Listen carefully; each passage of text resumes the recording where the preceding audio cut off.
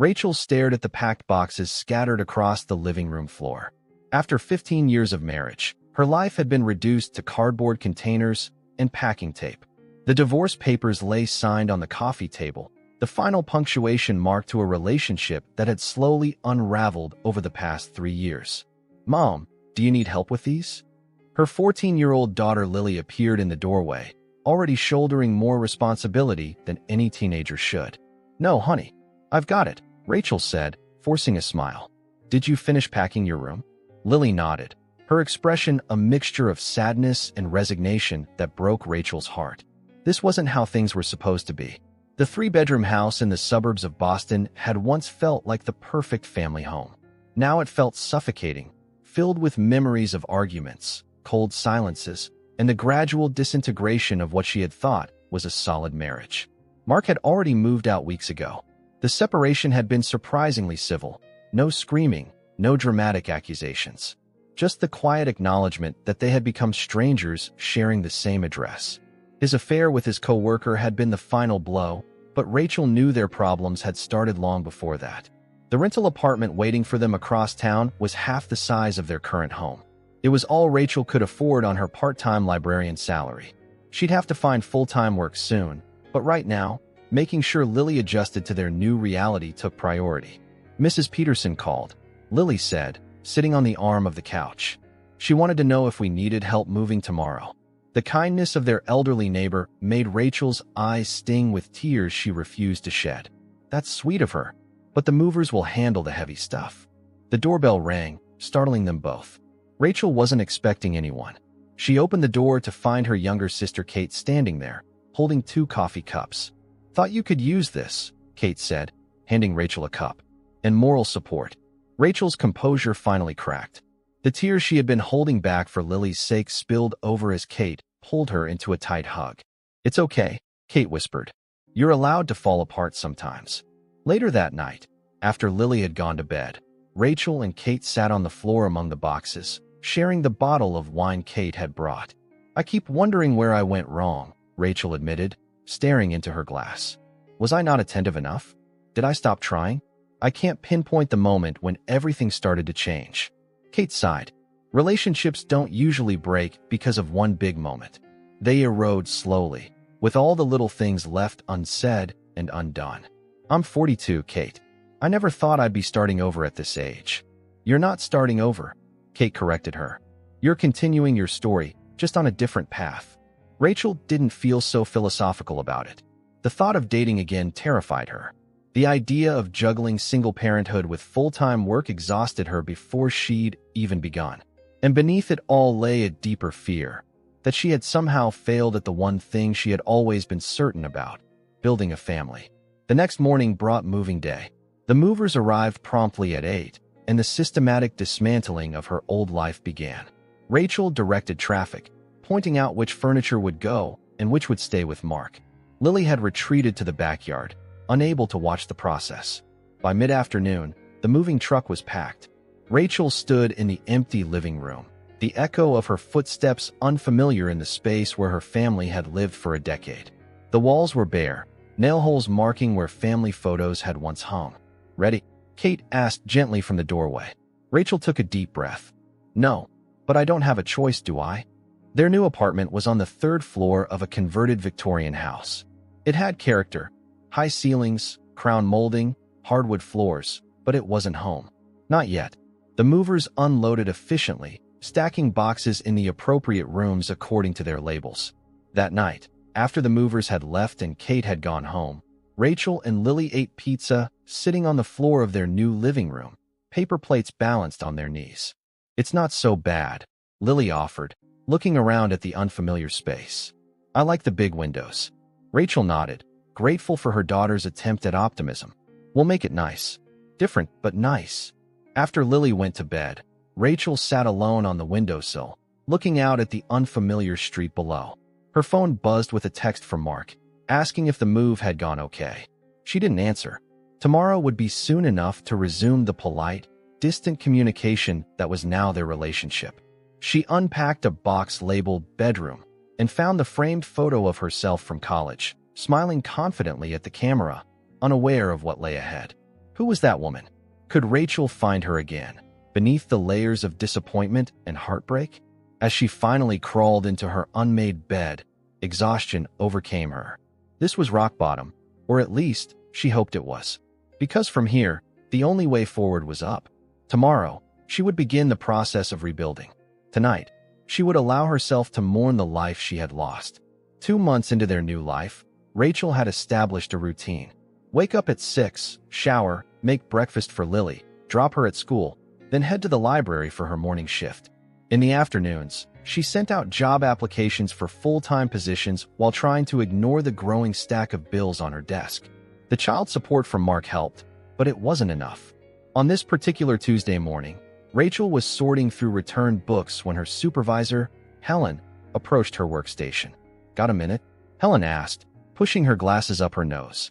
Rachel nodded, following Helen to her small office tucked behind the reference section. "I've been impressed with your work these past months," Helen said once they were seated. "I know things haven't been easy for you personally." Rachel shifted uncomfortably. She hadn't shared many details about her divorce at work, but in a small library, news traveled fast. "The thing is," Helen continued, "our children's program coordinator is leaving at the end of the month. It's a full-time position with benefits. I think you'd be perfect for it." For a moment, Rachel couldn't speak. She'd been applying for administrative jobs, marketing positions, anything that might pay enough to support her and Lily. The idea of working full-time in the library, a place she genuinely loved, hadn't seemed possible. "Are you serious?" she finally managed. Helen smiled. "Very. You have a natural way with the kids who come in, and I've seen how you've revitalized the young adult section. The job would involve organizing reading programs, community outreach, some grant writing." "Interested?" "Yes," Rachel said without hesitation. "Absolutely yes." Walking home that afternoon, Rachel felt lighter than she had in months. The job wasn't just a paycheck. It was an opportunity to build something new, to use skills she hadn't even realized were valuable. She called Kate with the news, her sister's excited whoops making her laugh for the first time in what felt like forever. "We need to celebrate," Kate insisted. "Dinner at my place this weekend. I'll invite some friends." Rachel's smile faded. "I don't know, Kate. I'm not really up for socializing. It'll be small, I promise. Just a few people. It's time you remembered there's a world outside your apartment and the library." Rachel reluctantly agreed, though the thought of making small talk with strangers made her stomach knot. That evening, as she told Lily about the job offer over dinner, her daughter's face lit up. "That's awesome, Mom. You're always saying how much you love books." "It's not going to fix everything," Rachel cautioned. "We'll still need to be careful with money." Lily rolled her eyes in typical teenage fashion. "I know that, but it's good news, right? We're allowed to be happy about good news." The simple wisdom in her daughter's words struck Rachel. When had she become so cautious about joy? Saturday evening arrived too quickly. Rachel stood in front of her closet, discarding outfit after outfit. Everything seemed wrong. Too formal, too casual, too reminiscent of her old life. She finally settled on jeans and a blue sweater that Kate had always said brought out her eyes. "You look pretty, Mom," Lily said from the doorway. Rachel smiled weakly. "Thanks, honey. Are you sure you'll be okay by yourself tonight?" Lily gave her a look. "I'm 14, not 4. Besides, Sophia invited me for a sleepover, remember? Her mom's picking me up in 10 minutes. The arrival of Kate's friend Julie and her husband coincided with Lily's departure. Rachel hugged her daughter goodbye, whispering, "Call if you need anything," before Lily disappeared with an exaggerated eye roll. Kate's apartment was warm and inviting, filled with the aroma of something delicious simmering on the stove. Rachel recognized a few faces, co-workers of Kate's she'd met at previous gatherings, and braced herself for the inevitable questions about her divorce. To her surprise, no one asked. The conversation flowed around books, movies, neighborhood gossip. Kate had clearly briefed her friends. Rachel felt a rush of gratitude for her sister's thoughtfulness. "Rachel, this is James," Kate said, introducing a tall man with kind eyes and salt and pepper hair. "He teaches history at the community college." James extended his hand with a warm smile. "Kate tells me you work at the library. I bring my students there sometimes for research projects." "I just got promoted to children's program coordinator," Rachel said, surprising herself with the hint of pride in her voice. "Congratulations," James said, and his sincerity was palpable. That's wonderful. Their conversation moved from books to education to travel. James had spent a year teaching in Scotland, and his stories about navigating the narrow streets of Edinburgh made Rachel laugh. It wasn't until Kate called everyone to dinner that Rachel realized they'd been talking for over an hour. As they took their seats around Kate's dining table, Rachel caught her sister's knowing smile and felt a blush creep up her neck. It wasn't a date. She wasn't ready for that. But the simple pleasure of connecting with someone new felt like a small miracle. Later, as Rachel helped Kate clear the dishes, her sister nudged her gently. "He asked for your number. I told him it was your call." Rachel paused, plates in hand. "I don't know, Kate. It's too soon. For dating, maybe.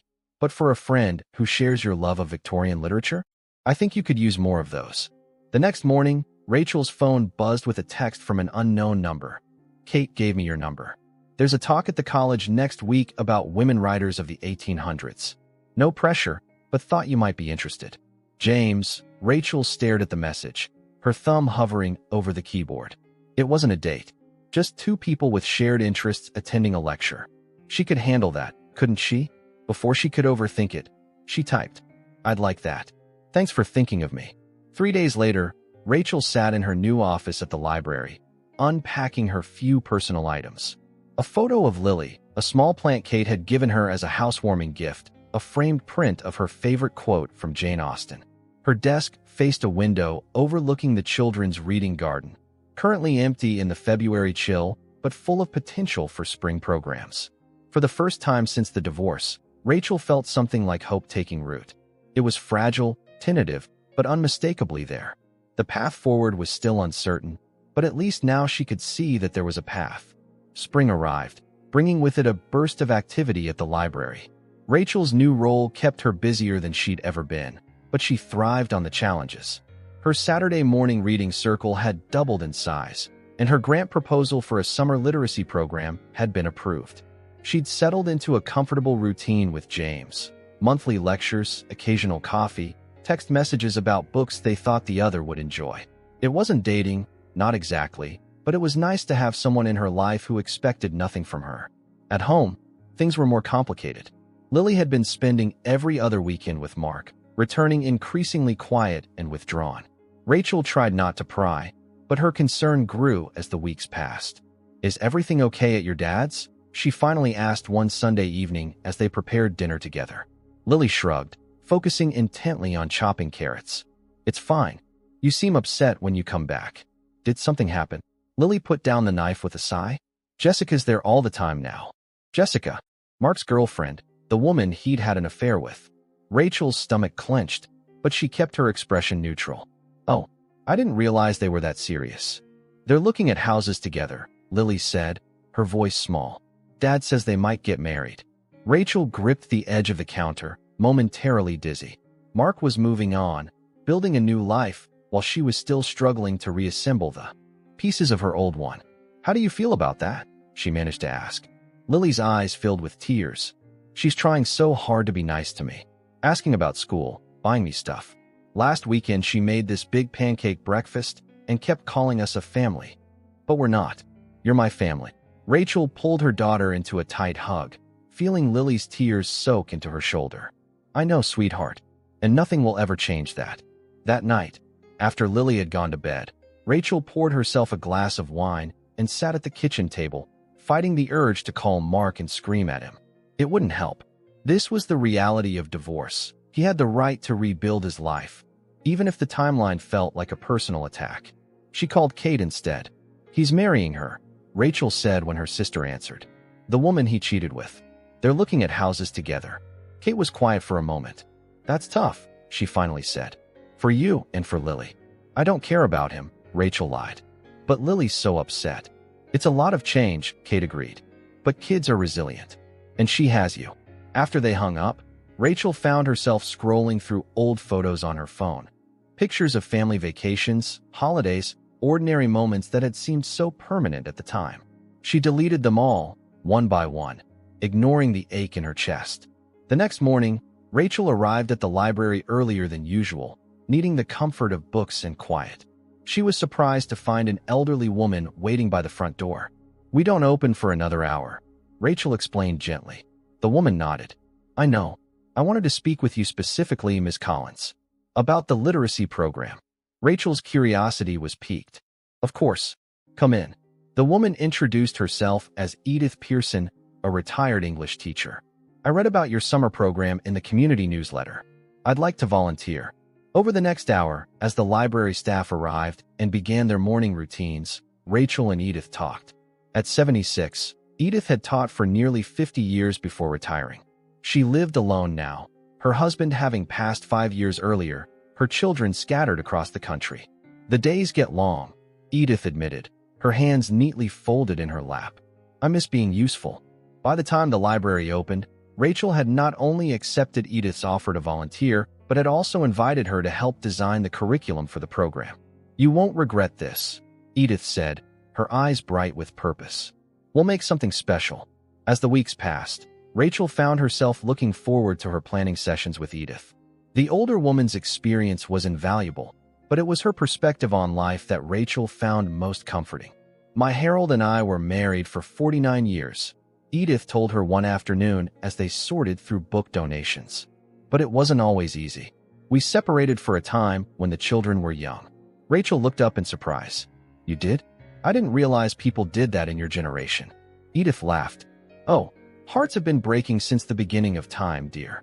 He had a wandering eye, and I had too much pride. It took us 3 years to find our way back to each other. What changed? Rachel asked, unable to imagine reconciliation with Mark. I can't speak for your situation, Edith said carefully.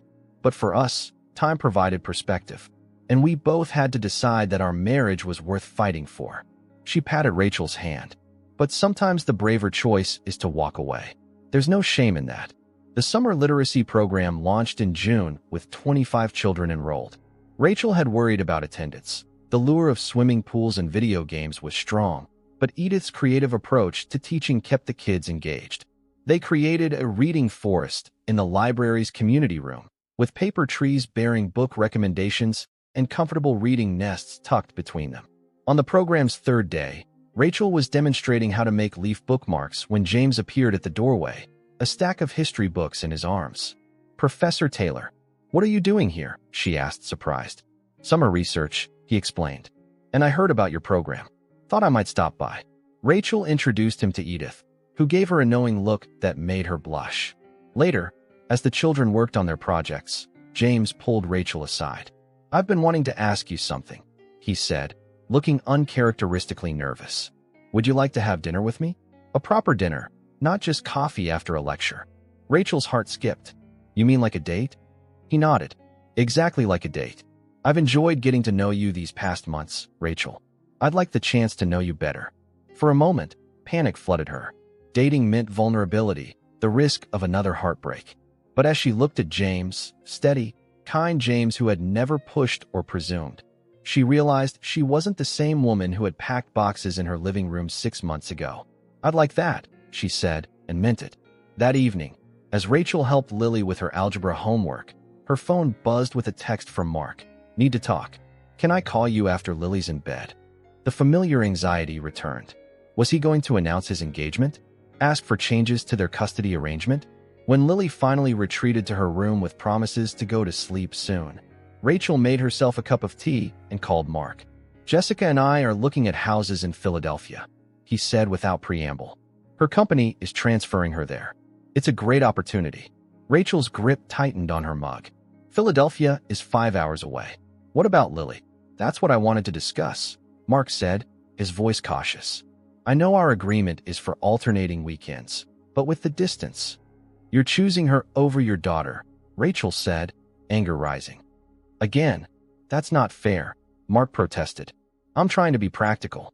Lily has her life in Boston, school, friends, and she's settled with you. Maybe it makes more sense for her to visit during school breaks, longer stretches in the summer. Rachel was momentarily speechless. Mark was essentially giving up regular contact with their daughter, something she had never expected from the man who had coached Lily's soccer team for years, who had always been a hands-on father despite his workaholic tendencies. I'll need to think about this, she finally said, and talk to Lily. After hanging up, Rachel sat in the quiet kitchen, trying to process her feelings. There was relief, She wouldn't have to see Mark and Jessica playing house every other weekend, but also a deep sadness for Lily, who would feel this as another abandonment, no matter how Mark framed it. The next day, Rachel arrived at the library to find Edith already there, arranging books for the morning session. "You look troubled," Edith observed. "Want to talk about it?" As the words poured out, Rachel realized how much she had come to value Edith's wisdom. The older woman listened without interrupting, her expression thoughtful. "Life rarely gives us clean endings," Edith said when Rachel finished. "Just new beginnings disguised as messy transitions. Your Lily is lucky to have you as her constant." "I don't feel very constant," Rachel admitted. "I feel like I'm making it up as I go along." Edith smiled. "That's the secret no one tells you about adulthood. We're all just making it up as we go along. The trick is finding people to stumble forward with." The wisdom in those words stayed with Rachel throughout the day. Through her conversation with Lily about Mark's plans, met with surprising acceptance. "It's okay, Mom. I kind of figured this was coming." Through her preparations for her date with James the following evening, she was stumbling forward, yes, but not alone. She had Lily, her fierce and resilient daughter. She had Kate, her unfailingly supportive sister. She had Edith, with her gentle wisdom and practical kindness. And maybe, just maybe, she would soon have James, not as a replacement for what she had lost, but as something entirely new. Rachel stood in front of her bathroom mirror, applying mascara with an unsteady hand. First date jitters at 42 felt ridiculous, but here she was, heart racing like a teenager's. She hadn't been on a proper date in nearly 2 decades.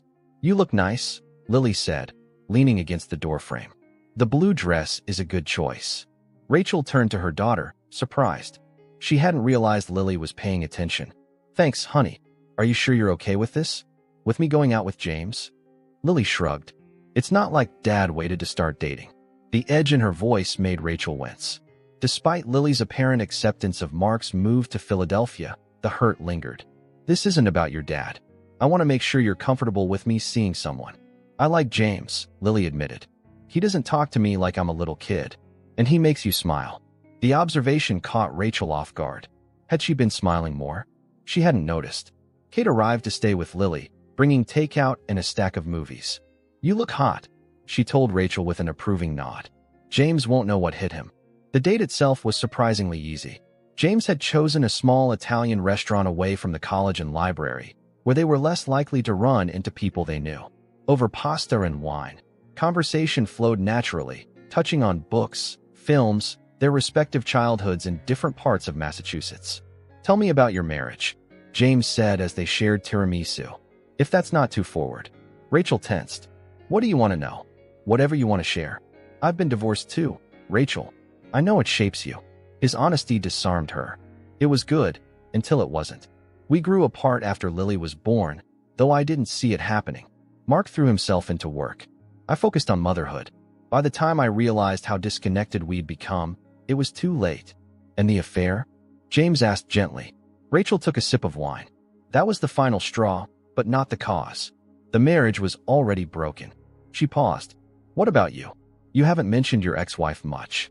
"Claire," James said, and there was no bitterness in his voice. "We married young. She wanted children. I didn't. We thought the other would change their mind." "Did you regret it?" "Not having kids." James considered the question. "Sometimes.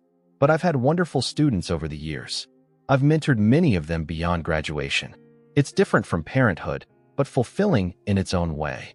As they walked back to his car after dinner, James took her hand.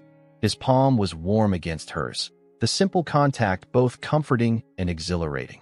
Rachel couldn't remember the last time she'd held hands with someone. At her apartment building, he walked her to the door. "I'd like to see you again," he said, his voice low. Rachel nodded. "I'd like that too." His kiss was gentle, questioning rather than demanding. Rachel found herself responding with a hunger that surprised her, her hands sliding up to his shoulders. When they broke apart, James looked slightly dazed. "Wow." Rachel laughed, feeling lighter than she had in years. "Yeah, wow." Upstairs, Kate was curled up on the couch watching a movie, Lily already asleep in her room. "Well," Kate whispered expectantly.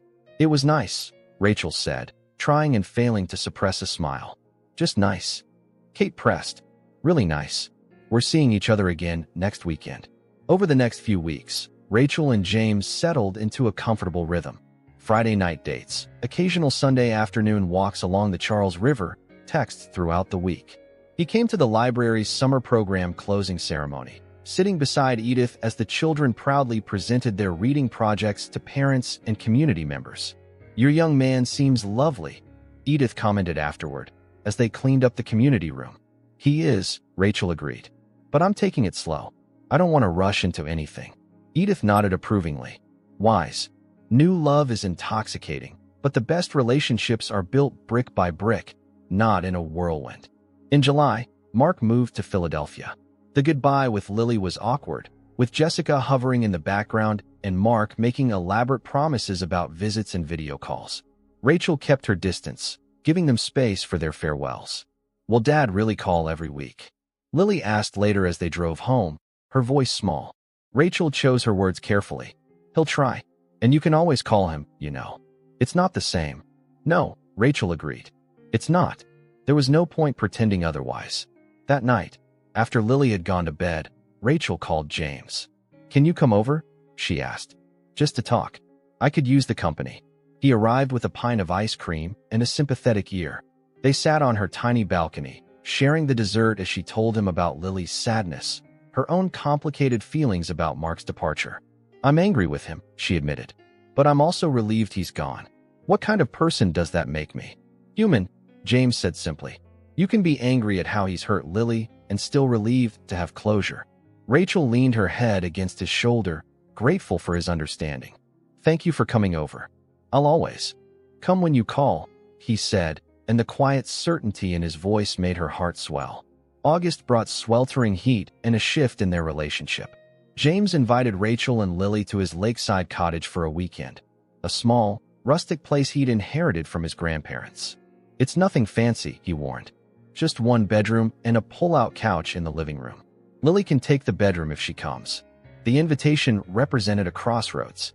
A weekend away meant officially introducing James to Lily as more than just a friend, acknowledging that he was becoming a significant part of their lives. "What do you think?" Rachel asked Lily that evening. "It might be nice to get out of the hot apartment for a weekend." Lily considered the idea. "Will there be swimming?" "James says the lake is perfect for it." "Okay," Lily said with a shrug that didn't quite hide her interest. "Could be fun."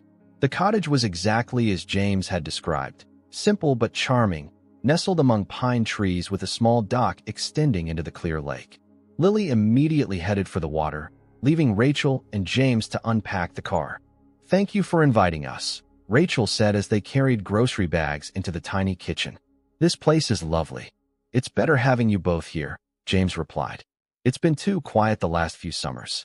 The weekend unfolded with a natural ease that surprised Rachel. They swam in the lake, grilled dinner on the deck, played board games when an afternoon thunderstorm drove them indoors.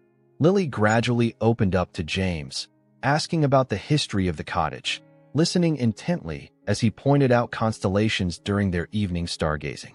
On their final night, after Lily had gone to bed, Rachel and James sat on the dock, feet dangling in the cool water as they shared a bottle of wine.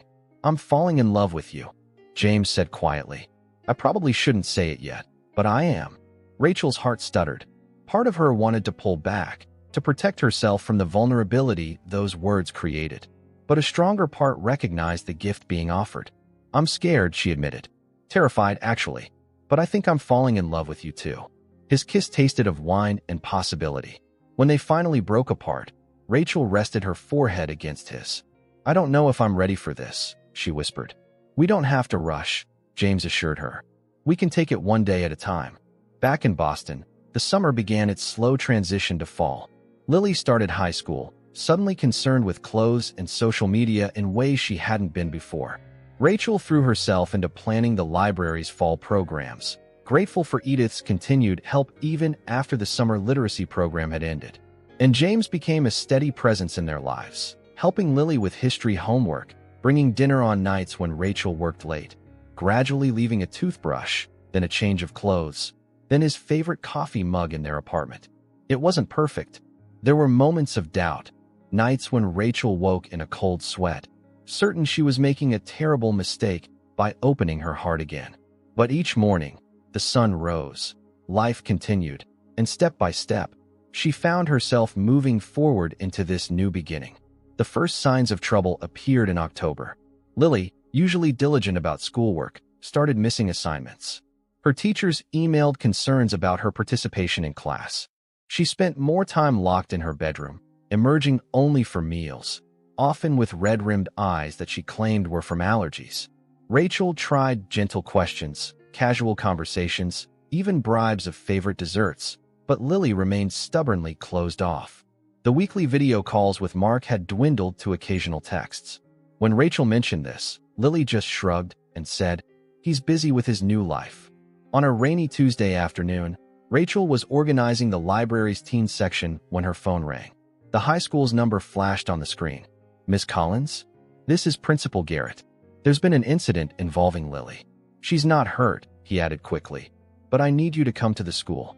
Rachel's heart pounded as she drove through the rain. Lily in trouble? It seemed impossible. Her quiet, thoughtful daughter had never been one for discipline problems. The principal's office was austere and unwelcoming. Lily sat slumped in a chair, refusing to meet Rachel's eyes. Lily was caught skipping class today, Principal Garrett explained. She was found in the parking lot with several other students. There's reason to believe they were smoking marijuana. Rachel stared at her daughter in disbelief. "Lily? Is this true?" Lily's shoulders hunched further. "I didn't smoke anything. I was just there." The principal's expression was skeptical. "Regardless, skipping class is a serious offense. Lily will be suspended for 3 days. And given the circumstances, we'll need her to meet with the school counselor when she returns." The drive home was silent, tension filling the small space of their car. Rachel gripped the steering wheel tightly, trying to control her anger and fear. "Are you going to say anything?" Lily finally asked as they entered the apartment. Rachel took a deep breath. "I don't know what to say, Lily. This isn't like you." "How would you know?" Lily shot back. "You're either at work or with James all the time." The accusation stung. "That's not fair. I'm doing my best to support us." "Whatever." Lily turned toward her bedroom. "Don't walk away from me," Rachel said, her voice rising. "We need to talk about this. Were you smoking? And don't lie to me." "No," Lily insisted, turning back. "I told you I was just there. Zoe and Maddie were the ones smoking. I was just watching out for teachers." Her eyes filled with tears. "You don't believe me, do you?" Rachel hesitated. She wanted to believe her daughter, but the whole situation felt wrong. "I don't know what to believe right now. You've been so distant lately. What's going on with you?" Lily's face crumpled. "Everything's different now. Dad's gone. We live in this tiny apartment. You have James. No one cares what I want or how I feel." "I care," Rachel protested. "I've always cared." "Then why didn't you try harder to save our family?" Lily demanded, the words bursting out like they'd been held back for months. "Why did you let Dad leave? Why did you let him move away?" The questions landed like physical blows. Rachel sank onto the couch, momentarily speechless. "Is that what you think? That I didn't try hard enough?" Lily wiped angrily at her tears. "I don't know. Maybe. Zoe's parents were going to get divorced last year, but they went to counseling and worked it out." "Did you and Dad even try?" "It wasn't that simple," Rachel began, but Lily cut her off. "Just forget it. You wouldn't understand." She disappeared into her bedroom, the door closing with a decisive click. Rachel sat alone in the living room, her daughter's words echoing painfully. Had she given up too easily? The questions she'd pushed aside for months came flooding back. Could the marriage have been saved if she'd noticed the problems sooner? If she'd insisted on counseling? If she'd been more understanding of Mark's work pressures? That night, Rachel called the one person who might understand. "Edith? It's Rachel. I hope I'm not calling too late." "Not at all, dear. Is everything all right? You sound upset." Rachel poured out the day's events, ending with Lily's accusation. "What if she's right? What if I didn't try hard enough?" Edith was quiet for a moment. "May I ask you something, Rachel? When you first discovered your husband's affair, what did you feel? Hurt? Betrayed? Angry? And before that, in the months and years leading up to it?" Rachel thought back to that time. Lonely. Invisible. Like I was the only one who cared about our marriage. "And did you express those feelings to him?" "Yes. Many times." "And how did he respond?" Rachel closed her eyes, remembering the conversations that went nowhere, the promises that never materialized. He would say he'd try harder, that things would change, but they never did. "Then you did try." Edith said gently. Sometimes trying looks like fighting to save something. And sometimes it looks like having the courage to admit when something is already lost. The next morning, Rachel called in sick to work and made an appointment with the school counselor. If Lily needed help, she would make sure she got it. Over breakfast, she tried again. I know you're angry with me, and with your dad. You have every right to be. But skipping school and hanging out with kids who are making bad choices isn't the way to deal with it. Lily picked at her cereal. I said I was sorry. I know, but I'm worried about you. I've made an appointment for us to talk to someone at school tomorrow. Someone who can help. Lily's head shot up. I don't need a shrink. Not a shrink. Just someone to talk to. Someone who isn't me or your dad. Rachel hesitated, then decided on honesty. I'm scared, Lily. I don't want to lose you. Something in her voice must have reached her daughter, because Lily's expression softened slightly. You're not going to lose me, Mom. I made a stupid mistake. It won't happen again. I hope not. But I also want you to know that your feelings matter to me. All of them, even the angry ones. That afternoon, while Lily was in her room working on missed assignments, Rachel's phone buzzed with a text from James. Everything okay? Missed you at the library today. She hadn't told him about the incident, unsure how to navigate this new territory. Was it appropriate to involve him in parenting issues? Would Lily see it as another invasion of her privacy? Family stuff, she texted back. Can I call you later? His response was immediate. Of course. Here if you need me. The school counselor, Ms. Rivera, was younger than Rachel had expected, with a warm smile and an office decorated with student artwork. She spoke to Lily first, then invited Rachel to join them. Lily and I had a good talk, Ms. Rivera said. She's agreed to come see me once a week for a while, just to check in. Lily nodded, looking more relaxed than she had in weeks. I'd also like to suggest something, Ms. Rivera continued. I run a support group for students dealing with family changes, divorce, relocation, that sort of thing. It meets Thursday afternoons. I think Lily might benefit from hearing other students' experiences. On the way home, Rachel asked, What do you think about the support group idea? Lily shrugged, but without the hostility of recent days. Might be okay. Ms. Rivera says there are a couple of other freshmen in it. That evening, Rachel finally called James and told him everything. I feel like I'm failing at this, she admitted. I didn't see how much she was hurting. You're not failing, James reassured her. Teenagers are complicated, and divorce is hard, no matter how amicable it is.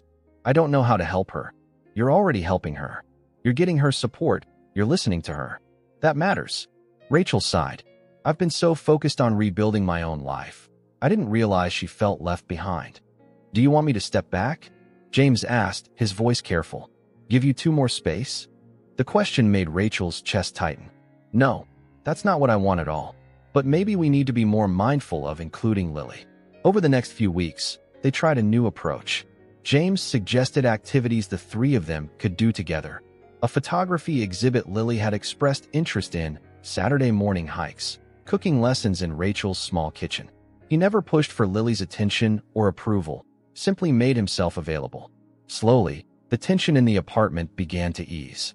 Lily started attending the support group, sometimes coming home thoughtful, other times surprisingly talkative about what they discussed. Her grades improved. The red-rimmed eyes disappeared. One evening in late November, Rachel came home from work to find Lily and James at the kitchen table, surrounded by books and papers. We're working on my history project, Lily explained. James is helping me with research for my presentation on women's suffrage. The casual way she said his name, without the usual edge, made Rachel's heart lift. Later, after James had gone home, Lily approached her with an unexpectedly serious expression. I'm sorry for what I said before. About you not trying to save our family. Rachel pulled her daughter into a hug. Oh, honey, you don't need to apologize for how you feel. But it wasn't fair, Lily insisted. Madison from my support group. Her parents got back together after her dad had an affair. But then he did it again, and now things are even worse. She said sometimes it's better when parents just admit it's over. Rachel blinked back tears, touched by her daughter's attempt to make amends. Every family is different. I can't say I did everything right. But I promise you, I never gave up on us, you and me. We're still a family, Lily. A different shape than before, but still a family. Lily nodded against her shoulder. I know. And maybe James could be part of our family too. Someday. He's actually pretty cool. The words, spoken hesitantly, were a gift Rachel hadn't dared hope for. Someday, she agreed. There's no rush. That night, as she lay in bed, Rachel thought about how much had changed in a year. The pain wasn't gone. She doubted it ever would be completely. But it had transformed into something manageable, something that could coexist with joy and hope. They were healing, she and Lily, finding their way forward together through the growing pains of their new life. Spring returned to Boston, bringing with it a sense of renewal that matched Rachel's inner landscape. The library's children's section was thriving under her leadership, with new programs drawing record attendance. Lily had found her footing in high school, making the honor roll and joining the photography club. And Rachel's relationship with James had deepened into something she hadn't known was possible. A partnership of equals, built on mutual respect and genuine understanding. The apartment, once a symbol of downsizing and loss, had become a cozy home filled with books, Lily's photographs, and the occasional evidence of James's presence. His coffee mug in the dish rack, his reading glasses left on the side table. He still maintained his own place, but spent most weekends with them, an arrangement that felt right for now. "Have you seen the listing for the Gardner Street house?" Kate asked during their weekly lunch. 2 bedrooms, nice yard, walking distance to the library. It just came on the market. Rachel shook her head. "We're fine where we are. The rent's manageable." Kate raised an eyebrow. "You're not renting forever, are you? The settlement money from selling your old house is just sitting in the bank. You could use it for a down payment." The thought had crossed Rachel's mind. The divorce settlement had left her with enough for a modest down payment, but the idea of buying a home on her own still felt daunting. "Maybe someday," she said noncommittally. "Someday is now, Rach. You've rebuilt everything else in your life. Why not this too?" The question lingered as Rachel walked back to the library. Why was she hesitating? The apartment had served its purpose as a transitional space, but it was cramped. Lily deserved a real bedroom, not a converted dining nook. And if she was honest with herself, Rachel missed having a garden, a place to sit outside with morning coffee. That evening, after Lily had gone to bed, Rachel brought up the conversation with James as they sat on the couch, his arm around her shoulders. "Kate thinks I should look at houses," she said. "Use the settlement money for a down payment." James nodded thoughtfully. "It's not a bad idea. Property is a good investment. It feels like a big step. Buying a place on my own." James was quiet for a moment. "What if you weren't on your own?" Rachel turned to look at him. "What do you mean?" "I've been thinking about us. About the future." He took her hand. "I love you, Rachel. I love Lily. I love the life we've been building together." Rachel's heart began to race. "Are you saying what I think you're saying?" "I'm saying maybe we could look at houses together. Maybe we could make a home together. Officially." He smiled. "I'm not very good at this, am I? I'm trying to ask if you'd consider marrying me." The question hung in the air between them. Rachel had thought about this possibility, of course, but always as something in the distant future. Yet as she looked at James, steady, kind James who had never pushed, never demanded, only offered his support and love, she realized there was only one answer. "Yes," she said, the word emerging as a whisper. "Yes, I would consider that. Very much." His kiss was gentle, but Rachel could feel the emotion behind it. Relief, joy, anticipation. When they broke apart, she rested her forehead against his. "We should talk to Lily first," she said, "before we make any definite plans. She needs to be part of this decision." James nodded. "Of course. And there's no rush. We can take our time, do this right." The next morning, Rachel called Mark to give him a heads up before talking to Lily. Despite their difficult history, they had managed to establish a civil co-parenting relationship, largely conducted via text and email. "James asked me to marry him," she said when he answered. "I wanted you to know before we talked to Lily about it." There was a pause on the other end of the line. "I see," Mark finally said. "Are you happy with him?" The question surprised her. "Yes, very." "Then I'm glad for you, Rachel. Truly." His voice softened.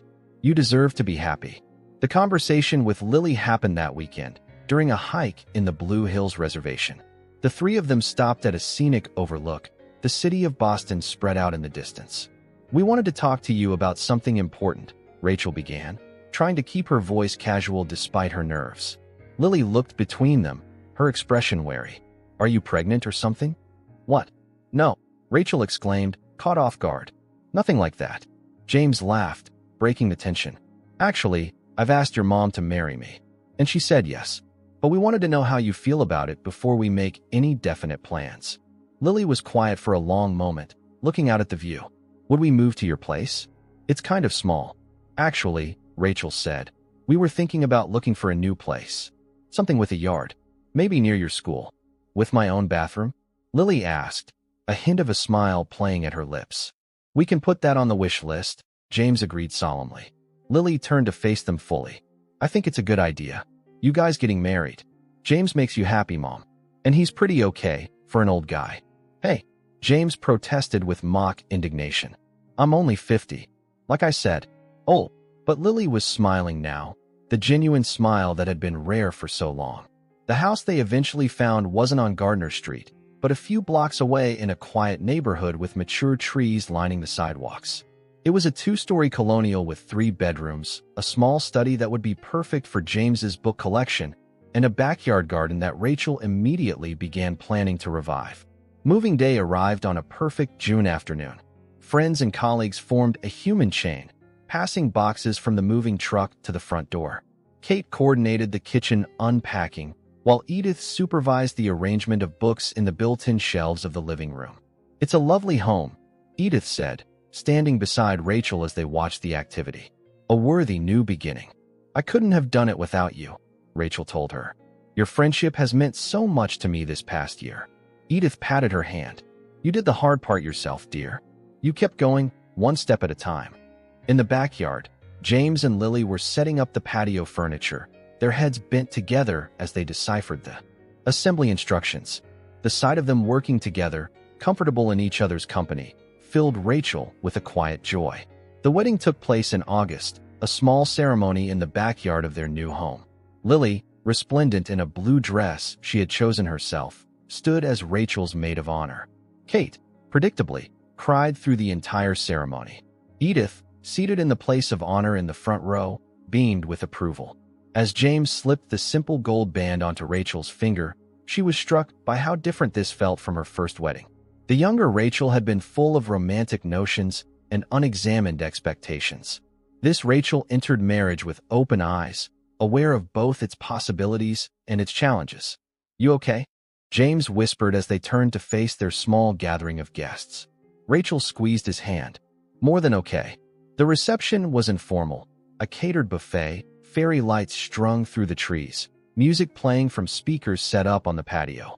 As evening fell, Rachel found herself sitting beside Edith, watching James dance with Lily, both of them laughing as he attempted to follow her more modern moves. You've come full circle, Edith observed. From ending to beginning. Rachel considered the past 18 months, the pain of divorce, the struggle to rebuild, the unexpected joy she had found. Not a circle, she decided. More like a spiral. I've returned to some familiar places, marriage, homeownership, but at a different level, with different understanding. Edith nodded approvingly. That's wisdom talking. Later, after the guests had gone and Lily had retreated to her room to call friends, Rachel and James sat on the patio steps, sharing the last glass of champagne. Happy? James asked, his arm around her waist. Rachel leaned into him, considering the question. Happiness had once seemed like an impossible dream, something that belonged to her past. Now she recognized it as something more complex than the simple emotion she had once imagined it to be. Her happiness contained threads of sadness for what had been lost, appreciation for what had been found, and hope for what was yet to come. Yes, she said simply. I'm happy. Mark called the next morning to speak with Lily. The conversation was brief but cordial. Rachel heard her daughter laughing at something her father said, and felt a pang of gratitude that, despite everything, they had managed to preserve that relationship. Dad wants to talk to you, Lily said, holding out the phone. Rachel took it, surprised. Mark, I just wanted to say congratulations, he said. Lily sent me some pictures from the wedding. You look beautiful. Happy. Thank you, Rachel said, unsure what else to add. I'm sorry for how things ended between us, Mark continued, his voice quieter. But I'm glad you found someone who deserves you. The words, unexpected and sincere, brought tears to her eyes. I appreciate that. I hope you and Jessica are happy too. We're getting there, Mark said. I'm trying to be better this time around, learning from my mistakes. After they hung up, Rachel stood in the kitchen of her new home, the morning sunlight streaming through the windows. The conversation with Mark felt like the closing of a chapter, the resolution of a story that had once seemed like it would define her entire life. James appeared in the doorway, hair tousled from sleep. "Everything okay?" Rachel nodded, smiling through her tears. "Everything's good. Really good." As they moved into the rhythms of their new life together, Rachel thought often of that dark day when she had stood in her old living room, surrounded by packed boxes, convinced she had reached the end of something. She couldn't have imagined then that it was actually the beginning, not just of a new chapter, but of an entirely new story. One that she was writing day by day, choice by choice, with the people she loved beside her. The road hadn't been straight or easy. There had been detours and obstacles, moments of doubt and fear. But each step, even the painful ones, had brought her here, to this home, this family, this life that was entirely her own.